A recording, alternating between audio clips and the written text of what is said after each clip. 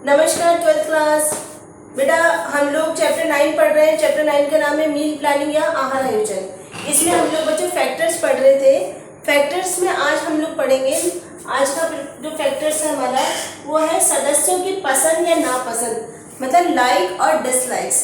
बच्चों हम लोग अभी शुरू से इस चैप्टर में बोलते आ रहे हैं कि हमें हमारे घर के सदस्यों की न्यूट्रिशनल रिक्वायरमेंट को ध्यान में रख कर के खाना बनाना चाहिए। ऐसा खाना बनाएं जो उनकी बॉडी की जो रिक्वायरमेंट है उसको फुलफिल करता हो। लेकिन बच्चों आप लोगों को इस बात का भी ध्यान रखना चाहिए कि जो भी खाना हम बना रहे हैं वो हमारे घर के सदस्य खाएं जरूर। जैसे कि आपने कहा कि मैंने खिचड़ी बना रहे हैं हम लोग, कि खिचड़ी बहुत ज़्यादा पौष्टिक होती है, दाल और चावल मिलकर के सभी तरह की कमी को पूरा कर देते हैं। इसके अंदर हमने सब्जियां भी ऐड कर ली, घी भी ऐड कर दिया, दही भी ऐड कर दिया, ताकि ये और भी ज़्यादा पोषक वाली मतलब न्यूट्रिशन वाली बन जाए।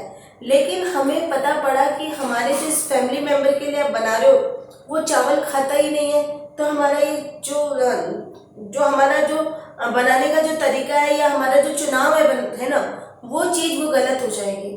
तो इस चीज़ का ध्यान रखना चाहिए कि जो भी आप चीज़ बना रहे हो, जो भी जिसके लिए भी आप मेहनत कर रहे हो, वो घर के सदस्यों के द्वारा ग्रहण जरूर करा जाए।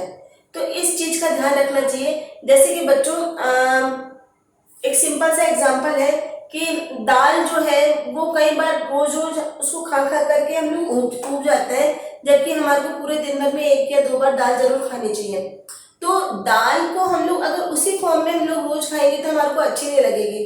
तो दाल से हम लोग कई उसमें वेरिएशंस कर सकते हैं ताकि वो चीज़ उनको पसंद आ जाए। जैसे दाल है, दाल को आप लोग दाल पालक की जैसे बना सकते हो, सूखी दाल भी हम लोग बनाते हैं कई तरह से, और कई बार दाल के पराठे बना सकते हैं हम लोग, या फिर दाल की पकौड़ी, या फिर बच्चों दाल से दही बड़े बनते हैं तो बड़े भी आप बना सकते हो, कांजी बड़े हुए हमारे। तो दाल की काफ़ी सारे वेरिएशंस हैं जो हम कभी कभी डाल सकते हैं, जिससे कि वो जो हमारे घर के सदस्य हैं वो इस चीज़ को अपना लें। जैसे बच्चों अब दूध है, दूध से आप लोग दूध और फल हमको पूरे दिन भर में उसको देना है। तो अगर दूध के हम लोग कस्टर्ड बना लें तो कस्टर्ड सभी को पसंद आता है, और कस्टर्ड एक ऐसी चीज़ है जिसे हर एज का व्यक्ति आराम से ग्रहण कर सकता है, खा सकता है। तो हमारे को पसंद और नापसंद का भी ध्यान रखना चाहिए। जो चीज़ उसको पसंद है उसी फॉर्म में हम लोगों को बच्चों के लिए ज़्यादा चीज़ बनानी चाहिए। जैसे कि बच्चे होते हैं उनको रंग बिरंगी चीज़ें खाना ज़्यादा पसंद आता है, ठीक है, उनको मतलब ब्लाइंड डाइट अच्छी नहीं लगेगी। तो इसके लिए हमें ध्यान रखना चाहिए कि उनका खाना या उनका टिफिन कलरफुल हो, ठीक है। जैसे कि पीली रंग की पकौड़ी सभी लोग खाते हैं, लेकिन अगर आपने पालक की पूड़ी या पालक की पकौड़ी बनाई तो ग्रीन कलर की हो जाती है। तो इसी तरह से आपको ध्यान में रखना है। जैसे पोहा है अपना, वो येलो कलर का होता है, लेकिन उपमा व्हाइट कलर का होता है। तो आप कुछ वेरिएशंस रख सकते हो, कुछ कलरफुल रख सकते हो। जैसे कि हमने पुलाव बनाया, ठीक है, पुलाव में हम लोग जैसे टमाटर, प्याज, मटर, गाजर ये सब चीज़ें डाल रहे हैं। तो जब उसमें बनने के बाद हम उसमें अगर थोड़े से अनार की दाने भी डाल देंगे तो येलो के साथ रेड का कॉम्बिनेशन बहुत अच्छा लगता है। उसके साथ अगर हम उसके ऊपर ग्रीन कलर की धनिया की पत्ती सजा देंगे तो भी वो सभी लोग उसको पसंद करते हैं। तो इस चीज़ का ध्यान रखना चाहिए कि जो भी चीज़ आप बनाओ वो हमारे फैमिली मेम्बर्स को जरूर पसंद आए। नेक्स्ट पॉइंट है हमारा इसमें महिला का कामकाजी होना, मतलब वर्किंग वुमन।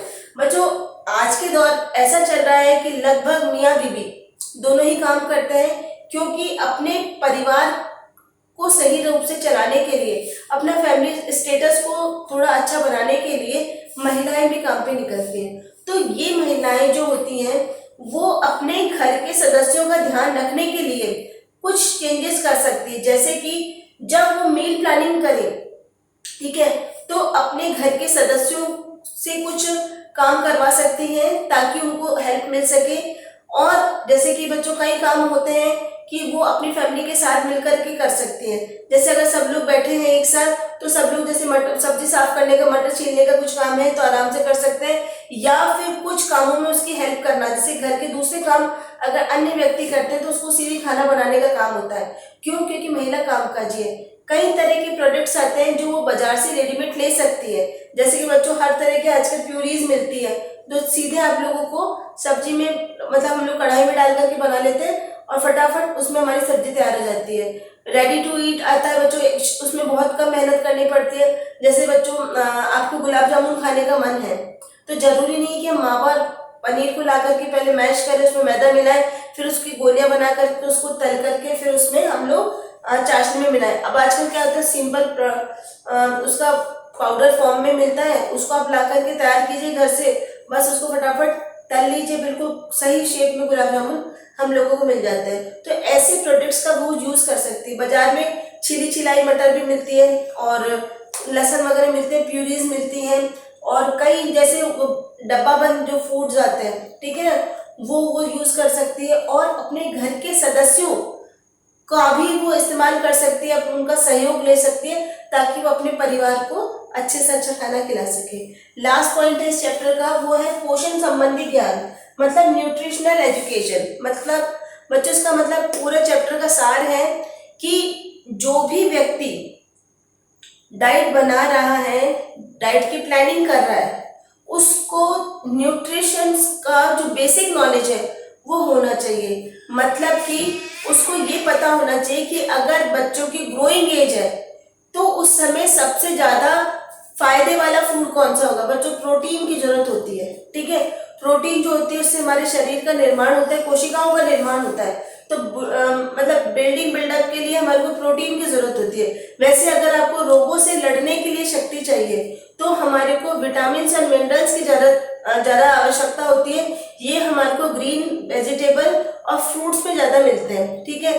तो और ये भी ध्यान रखना चाहिए कि आपको पता है कि अगर दूध डाइजेस्ट नहीं हो रहा है तो उसकी जगह हम लोग दही छाछ का उपयोग कर सकते हैं, जो ज्यादा हमारी बॉडी के लिए फायदेमंद होते हैं। तो इन सब चीजों का ज्ञान हमारे जो भी डाइट प्लान बना रहा है उसको होना चाहिए। तो इसी तरह से बच्चों, ये चैप्टर हमारा यही खत्म हो रहा है। इसके क्वेश्चन आंसर्स आप लोग जरूर से देख लेना। कोई प्रॉब्लम हो तो आप लोग मुझसे पूछ सकते हो। Thank you.